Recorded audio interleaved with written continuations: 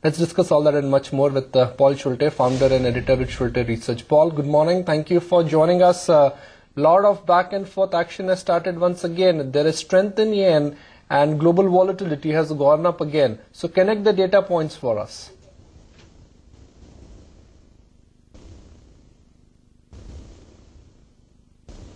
Sorry, can you speak up, please? Hi, Paul. Can you hear me? This is Nikunj Dalmia from the Mumbai studio.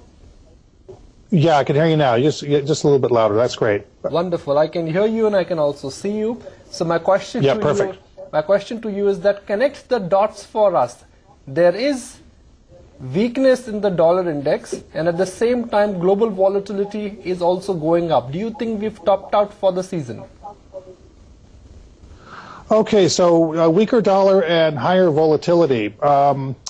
So I think what's going on here is that the key to this is that there is a structural issue with the banking system. So if you look at the overall indices, they may be a little bit choppy and sort of low volatility, but go underneath that. Go underneath and look at the banks. A lot of the banks have been crumbling in the last several weeks, and so this is adding to a great deal of volatility in the background. So if you look at HSBC, Barclays, many of the other banks, they have cratered. And I think one of the reasons for the volatility is, I think, the Fonseca scandal in Panama. The 11 million documents that have been leaked have led to a lot of anxiety all over the emerging world for obvious reasons. Right. Also, I mean, what to your mind is behind this risk aversion which the world seems to be facing in the last couple of days? And would you say it's actually a combination of all the points that you just talked about? A, that the markets had run up somewhat, and B, the currency and crude markets seem to be faltering a wee bit. Yeah, I'm going to have to say my best guess is I think this Fonseca thing is really big, and I think it speaks to a renewed attack on the credibility of the banks, right or wrong, illegal or illegal, proven or unproven.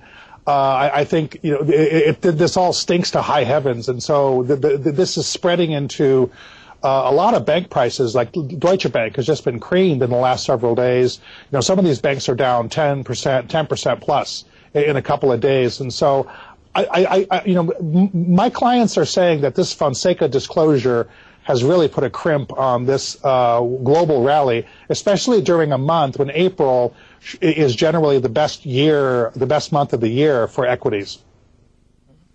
If I look at cues for the month, Paul, things that could move the markets, arguably the planned meeting of major oil producers on April 17th is a big one. But typically these meetings in the past haven't yielded any kind of results. Do you expect a change this time around? And in light of that, what do you expect the commodity to do? Well, I think we're in a world where commodity producers don't want to close capacity. They don't want to write off assets. Banks don't want to have to write off loans. And so on both sides of the balance sheet, we're sort of frozen. And in that kind of a frozen environment, all of these producers just keep on pushing out, output in order to cover their interest expense and cover sort of costs. And so this will have a tendency to lead to lower prices of all of these commodities, especially given sort of a weakish, overall growth picture for the world. There's been almost no capacity write-off. And banks have not written off one single nickel of commodity-related assets. They've done provisions, but not one single nickel has been written off. Daniel, I want to get you also into the discussion. And, investors seem to be flocking to safe haven assets. What, to your mind, is behind this risk aversion, which one has witnessed in the last couple of days? Well, I think we need to separate what we might have seen or what we are seeing in the equity markets and what the bond markets are telling us. Because don't forget, we're not in a normal world. We have significant central bank intervention in bond markets. And so a lot of times what you see in terms of bond yields is a reflection perhaps more of central bank activity as opposed to investor sentiment. So, for example, if we take U.S. 10-year Treasury yields, they really started to decline following the ECB meeting in March. So we think that's really just a spillover from the fall that you've seen in Eurozone yields, bond yields getting now towards zero, and so treasuries are going to reflect that downward pressure on yields. So again, it's more the ECB policies that are driving bond yields perhaps than a risk-off sentiment per se among investors.